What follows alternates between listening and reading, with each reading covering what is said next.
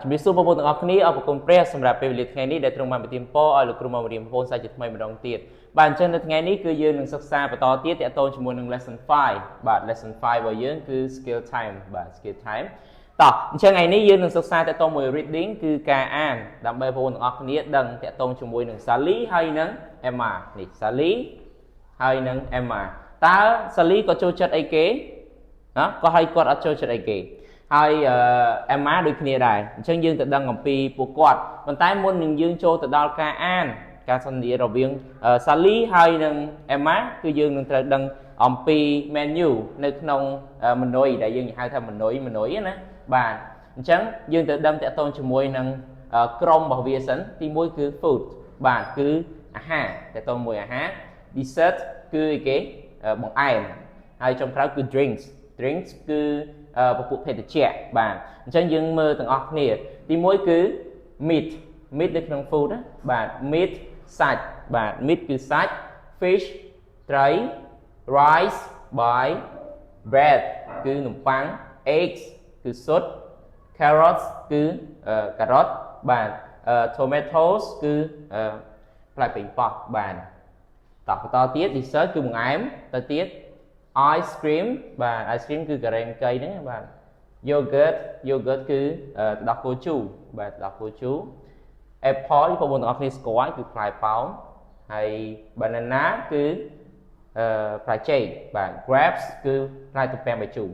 តោះយើងមកមើលពពួក drinks ពពួក drink នៅក្នុង menu របស់យើងគឺ apple juice បាទអញ្ចឹង apple juice គឺទឹកផ្លែប៉ោមเนาะបាទទឹកប៉ោមដែលយើងចូលចិត្តញ៉ាំorange juice បាទគឺទឹកក្រូច water ទឹក milk គឺទឹកដោះគោអញ្ចឹងចង់ដឹងថាតើ Sally ហើយនិង Emma តើគាត់ចូលចិត្តមួយណាណាបាទយើងនឹងទៅដឹងអំពី Sally និង Emma ទាំងអស់គ្នាដោយការស្ដាប់ជាមុនសិនតោះឥឡូវយើងទៅស្ដាប់ជាមួយលោកគ្រូទាំងអស់គ្នា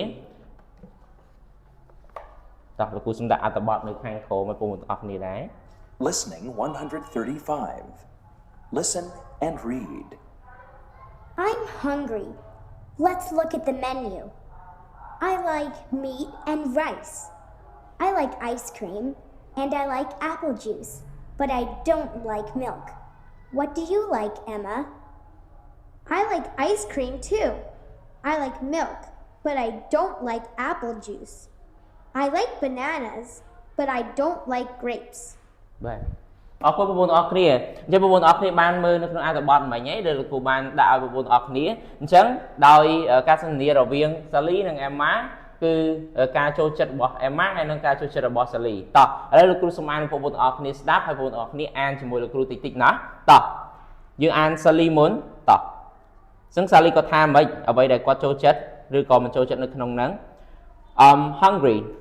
Let's look at the menu. I like meat and rice. I like ice cream and I like apple juice, but I don't like milk. What do you like, Emma? បាទសួរទៅ Emma វិញណាតោះ Emma ម្ដងគាត់ឆ្លើយថាគាត់ចូលចិត្តអីនិងអត់ចូលចិត្តអី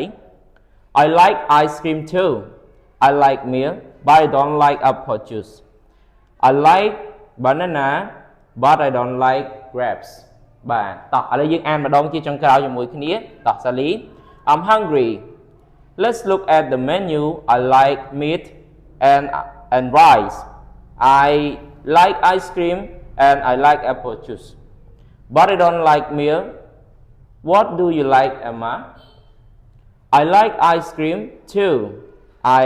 like milk, but I don't like apple juice. I like banana,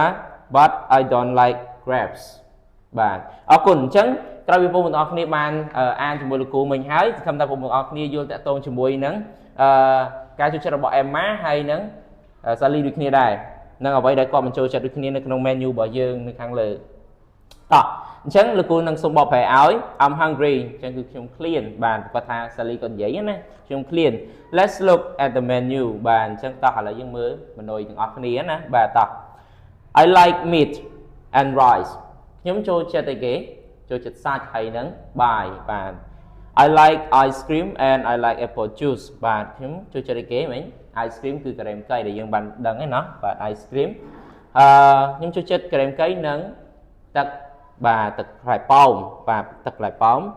ប៉ុន្តែ but I don't like milk ប៉ុន្តែខ្ញុំអត់ចូលចិត្តទឹកដោះគោទេបាទ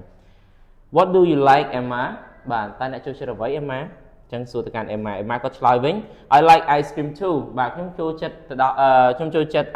ក្រែមកៃដូចអ្នកដែរបាទ I like milk បាទខ្ញុំចូលចិត្តទឹកដោះគោ but I don't like apple juice ប៉ុន្តែខ្ញុំអត់ចូលចិត្តទឹកផ្លែប៉ោមទេ I like banana but I don't like grapes ខ្ញុំចូលចិត្តផ្លែចេកប៉ុន្តែខ្ញុំអត់ចូលចិត្ត